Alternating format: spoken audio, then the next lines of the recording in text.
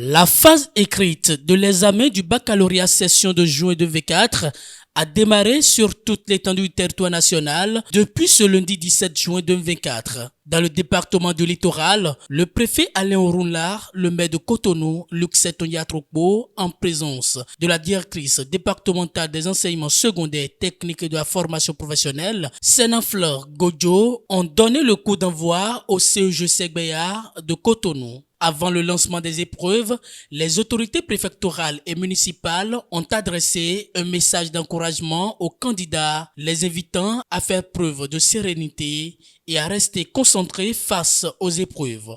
C'est devenu une routine que tout se passe bien et nous constatons que d'année en année, ça s'améliore, ça se passe très bien. C'est le constat qui a été fait ce matin, c'est le constat de ce que les efforts du gouvernement portent leurs fruits en termes d'organisation, en termes de rigueur, en termes de professionnalisme.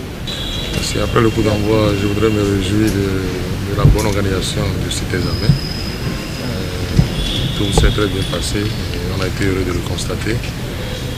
Je pense que les encadreurs, les enseignants, les acteurs qui ont traversé la doivent être salués. Oui, ici à Segbea, c'est l'un des centres du département. Et sur le plan départemental, nous avons au total 16 centres. Et les candidats sont au nombre de 9 976 qui sont répartis dans ces centres-là. Nous sommes ici à Segbea. Ils sont un certain nombre, ils sont au total 884 répartis dans 32 salles. Je voudrais faire signifier que nous avons 2 salles qui sont réservées aux candidats à besoins spécifiques. Et ils sont vraiment assistés. Nous n'avons pas fait le déplacement, en particulier au centre de Segbea, pour que la moisson ne soit composée que de mentions passables ou assez bien. Nous attendons au minimum la mention bien, la mention très bien et voilà la mention honorable. C'est comme ça qu'on dit, non ? Chez la plupart des candidats. Pour le compte du bac 2024, sur le 9 976 candidats inscrits dans le département du littoral, on dénombre 4 744 filles et 5 232 garçons.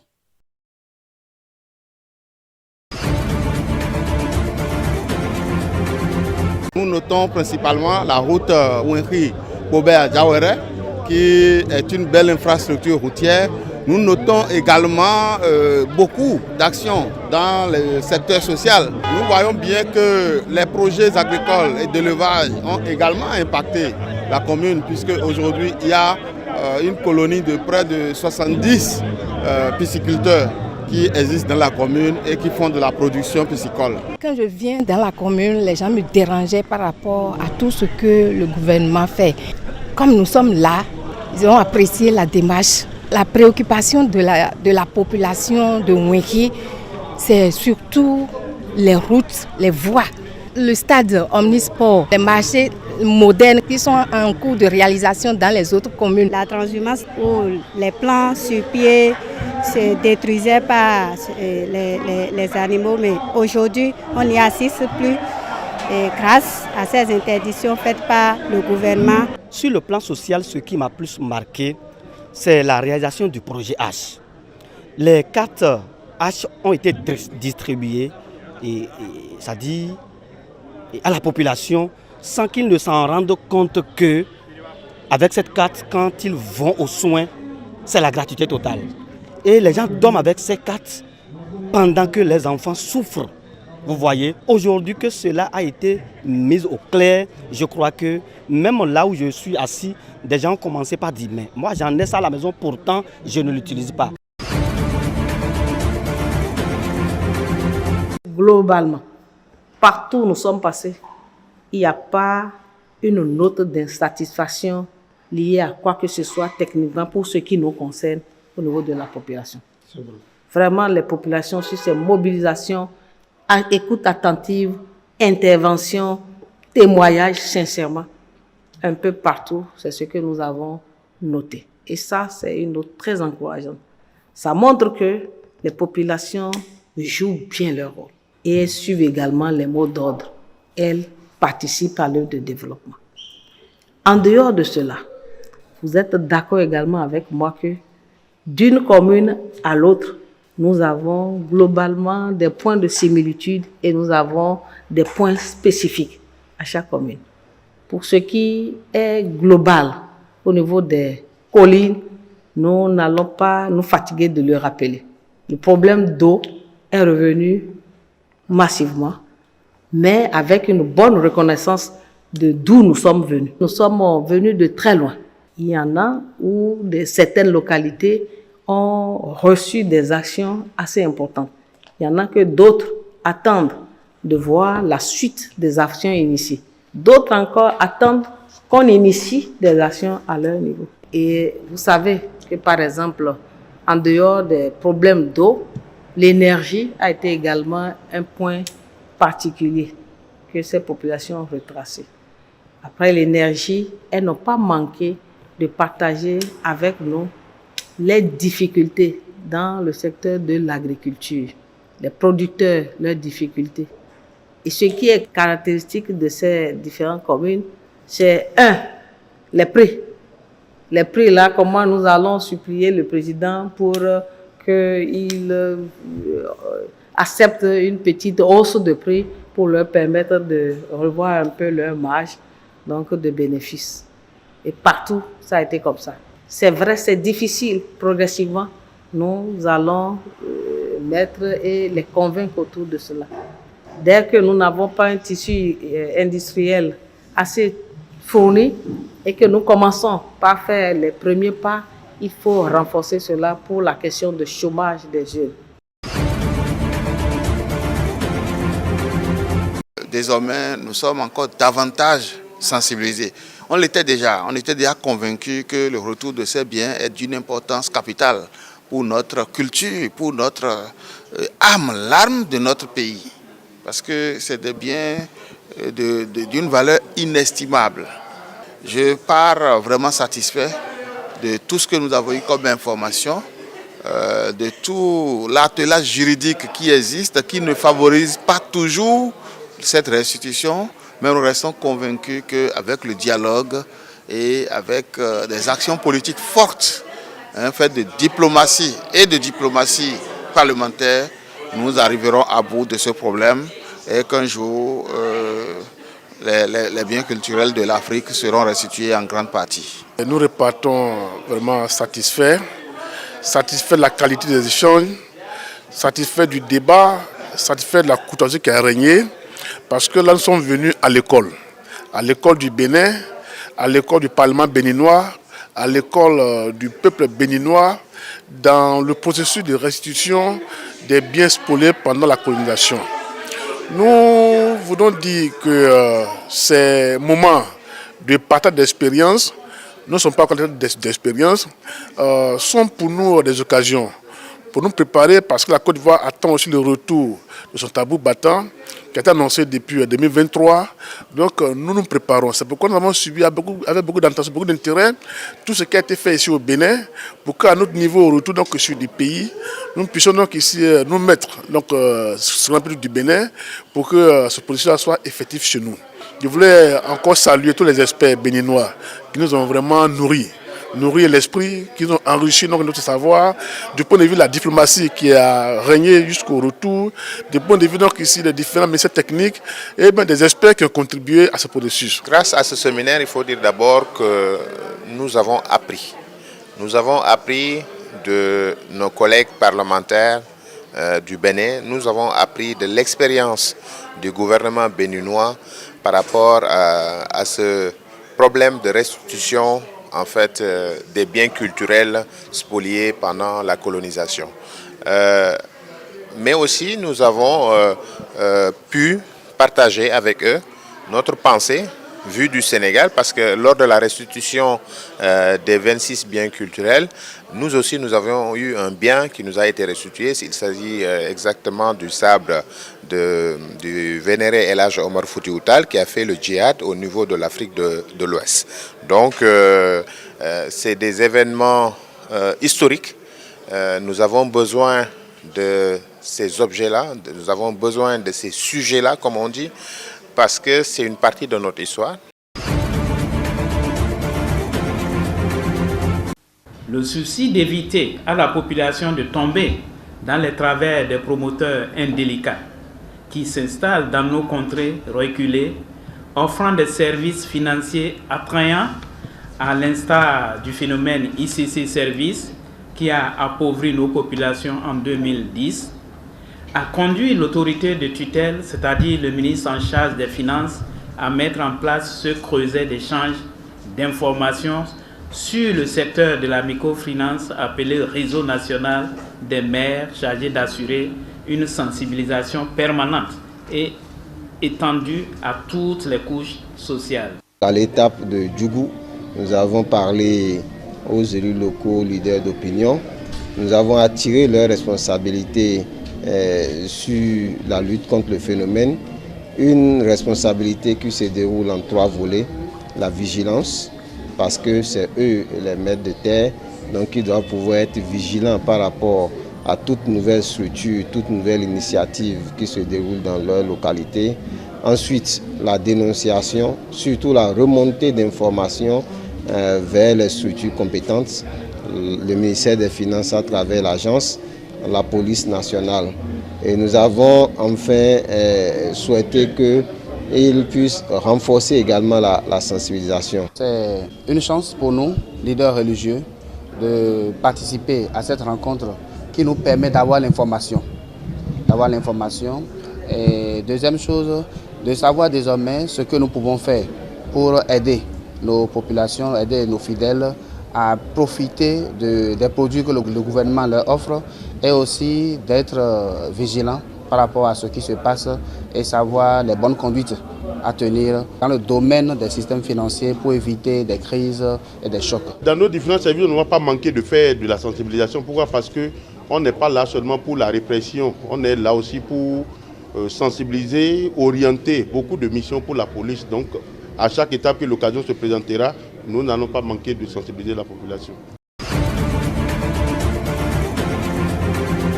Nous avons même demandé est-ce qu'il faut arrêter ce programme, mais dans l'unanimité, tous ont dit il n'y a pas question d'arrêter. S'il faut faire quelque chose, c'est de chercher à pas parfait. Sinon, même les enseignants ont reconnu l'impact positif que ce programme a eu, aussi bien sûr la scolarisation des enfants, l'effectif, et puis sur les résultats. J'ai constaté que ce programme soulage les parents. J'ai constaté que ce programme, en un mot, c'est du pur social. C'est du pur social parce que ce n'est pas facile de mettre des milliards pour donner à manger gratuitement.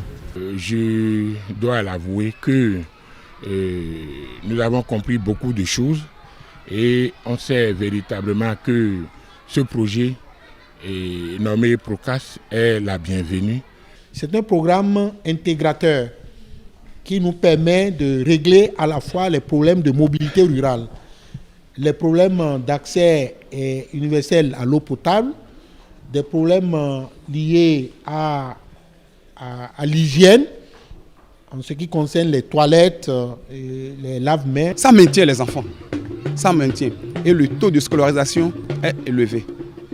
Donc nous disons infiniment merci, parce que si nous arrivons aujourd'hui à maintenir les enfants, c'est grâce à la cantine. La cantine a augmenté le taux de réussite des apprenants dans mon école. Ça a aussi réduit le taux d'abandon. Le programme a réalisé des châteaux d'eau. Donc, c'est un château pour les cantines. Mais au fait, souvent, ce n'est pas l'école seule qui utilise l'eau. Vous voyez que ça a quitté le cadre scolaire pour impacter sur les populations. Les frais de condiment et la rémunération des cuisinières. Les cuisinières ne sont pas payées. Ça, il faut le dire. Les mieux payés sont autour de 5 000 francs ou 3 000 francs par mois.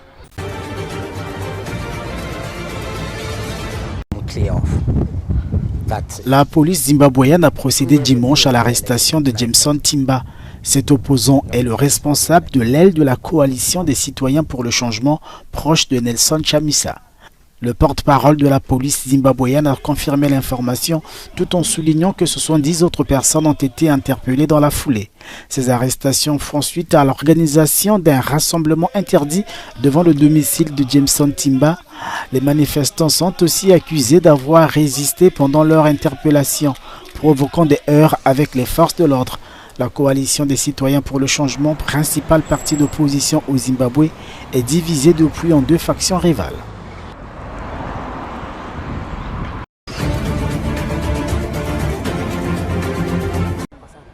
Un amas de tôle rouillé, c'est l'image qu'offre ce bidonville de Nairobi au Kenya. De nombreuses familles habitent ici, souvent sans toilette ni eau courante. Hyacinthe Awino fait partie de ces résidents. Elle élève ses 4 enfants dans cette petite cabane en tôle. Son mari et elle peinent à réunir les 3 800 $ requis pour acheter un logement appartenant à l'État. Nous aimerions vraiment déménager dans de meilleures maisons, mais nous n'avons pas les moyens de nous les offrir. Ces logements sociaux sont un rêve pour nous, mais nos revenus ne nous le permettent tout simplement pas. Cette machine applique un mortier spécial pour former des murs en béton. Le Kenya a décidé de miser entre autres sur la technologie émergente de l'impression 3D dans la construction des maisons.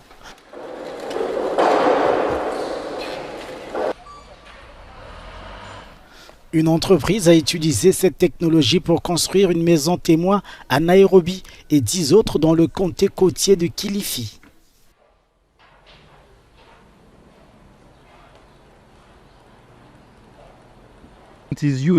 En termes de logement, le Kenya a besoin de 2 millions de maisons. Le Nigeria a plus de 10 millions. Et nous savons que si nous voulons rattraper ce retard, nous devons construire différemment. Nous devons construire à grande échelle, avec rapidité, avec des matériaux à faible teneur en carbone. Et c'est possible avec l'impression 3D. Mais cet optimisme est loin de faire l'unanimité. Pour cet architecte, par exemple, cette technologie est encore loin de réduire le déficit de logement. Malgré le potentiel de la technologie de l'impression 3D, il faudra encore beaucoup de temps pour qu'elle puisse rivaliser avec la brique et le mortier. Avec la brique et le mortier, tout le monde peut construire sa maison où qu'il se trouve, accéder aux matériaux, aux artisans qui peuvent construire la maison et planifier les coûts. L'impression 3D en tant que technologie n'offre pas toutes ces options. Le gouvernement kényan a lancé en 2022 un projet visant la construction de 250 000 logements par an. Félicitaire Mwema est devenu propriétaire grâce à ce plan. C'est le premier endroit où je vis et qui m'appartient en permanence. C'est ici que j'ai commencé à vivre ma vie. Je n'ai jamais vécu ma vie. Maintenant, j'ai commencé à vivre ma vie parce que j'ai de l'espoir. A initié en 2023 une taxe sur le logement, mais elle reste contestée devant les tribunaux.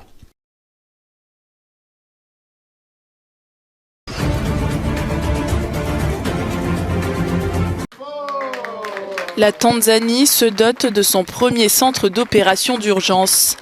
Mis en place dans le cadre d'un programme de l'Union africaine, ce centre marque une étape importante dans le parcours du pays vers le renforcement de la résilience aux catastrophes.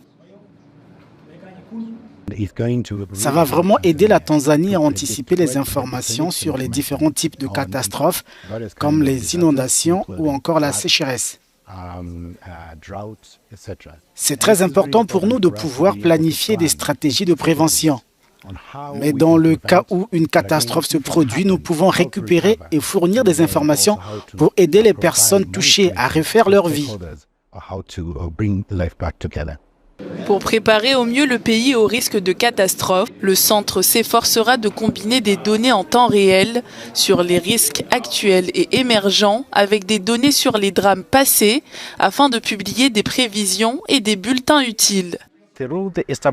Grâce à la mise en place de la salle de crise, toutes les entités chargées de l'alerte, comme la TMA, le ministère de l'eau et le bureau du Premier ministre, seront réunies dans la même salle. Nous serons donc présents 24 heures sur 24, 7 jours sur 7. Et il sera très facile de transmettre les informations au département de gestion des catastrophes pour qu'ils prennent facilement des mesures pour la communauté qui sera en danger. Cette infrastructure devrait permettre au pays d'anticiper pour sauver des vies et préserver les moyens de subsistance.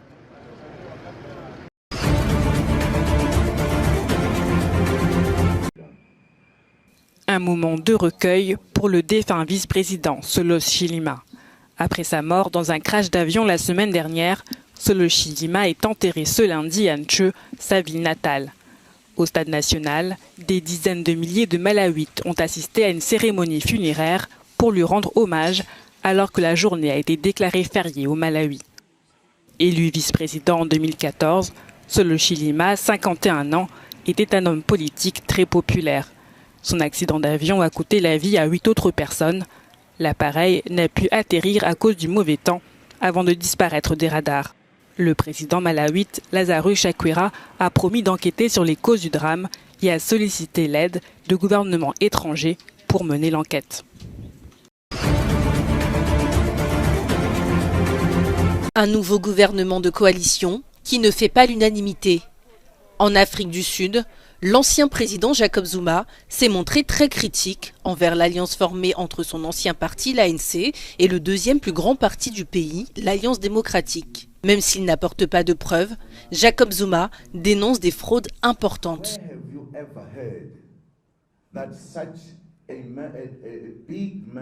Comment est-ce possible qu'un si grand nombre de partis se plaignent du même problème?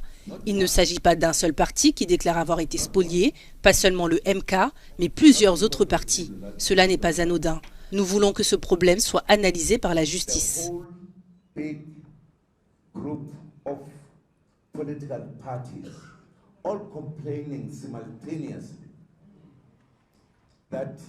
Celui qui a dirigé l'Afrique du Sud de 2009 à 2018 a refusé toute idée de collaboration avec son ancien parti. Désormais, c'est dans l'opposition qu'il veut faire entendre sa voix. Examinons les votes comme il se doit. Nous avons entendu beaucoup d'histoires sur la question des votes. Certains bulletins ont été brûlés. Sans même avoir écouté les déclarations des témoins, nous savons qu'il est indispensable de recommencer ce scrutin. Il faut organiser de nouvelles élections, ce n'est pas négociable. L'alliance des partis d'opposition a permis le maintien au pouvoir de Cyril Ramaphosa, alors que l'ANC a été fragilisée par le scrutin du 29 mai dernier. Pour la première fois depuis la fin de l'apartheid, le parti a perdu sa majorité absolue. Au fil des ans, il a été fortement impacté par les différents scandales de corruption et peine à obtenir l'adhésion de la jeune génération.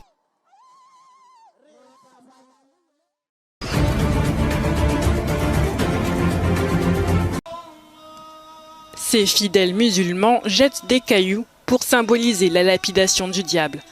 Sous une chaleur écrasante, près de 2 millions de pèlerins se sont rassemblés dimanche à Mina, près de la Mecque, pour la symbolique lapidation du diable.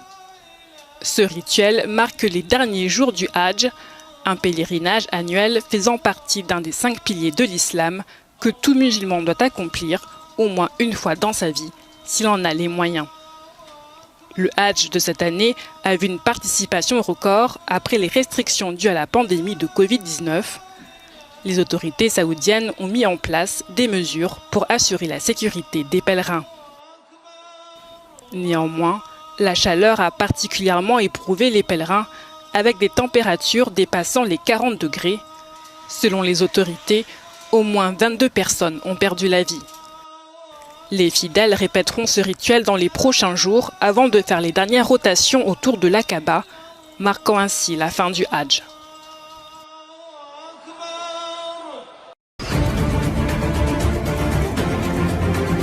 Qui pour succéder à Ebrahim Raïssi? Près d'un mois après le décès tragique de l'ancien président, les Iraniens sont appelés aux urnes pour élire son successeur. Sur les 80 candidatures déposées, le Conseil des gardiens de la Constitution a retenu 6 prétendants. Ces derniers se sont affrontés lors d'un débat télévisé, le premier des 5 prévus avant le scrutin. Même s'ils étaient très animés, les échanges n'ont pas réussi à convaincre la population.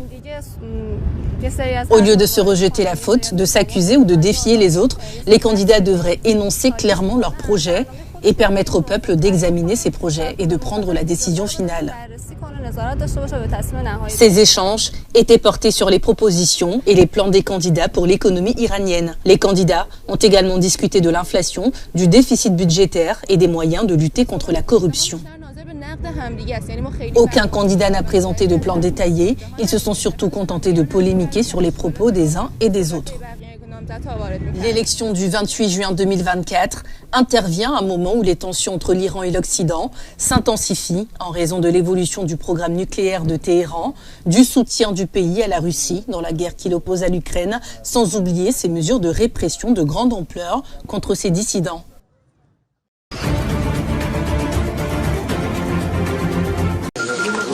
Le Premier ministre israélien a dissous son cabinet de guerre. Cette équipe avait été mise en place le 11 octobre pour mener la campagne militaire contre le Hamas. Mais elle semble ne pas avoir survécu au départ récent de l'ancien général Benny Gantz, figure clé de la guerre entre Israël et le Hamas. Désormais, Benjamin Netanyahou se tournera vers un groupe de ministres plus restreint. C'est dans ce contexte que des milliers d'Israéliens ont manifesté lundi devant la Knesset à Jérusalem, réclamant des élections législatives anticipées. Les manifestants veulent un nouvel exécutif qui doit négocier un accord de cessez-le-feu avec le Hamas en échange de la libération des otages israéliens. Nous sommes venus manifester à nouveau. C'est la 51e fois que nous sommes ici à Tel Aviv, partout, pour nous débarrasser de ce gouvernement corrompu qui ne libère pas les otages, qui mène la guerre de manière maladroite et qui est responsable de la pire attaque terroriste contre nous depuis l'Holocauste.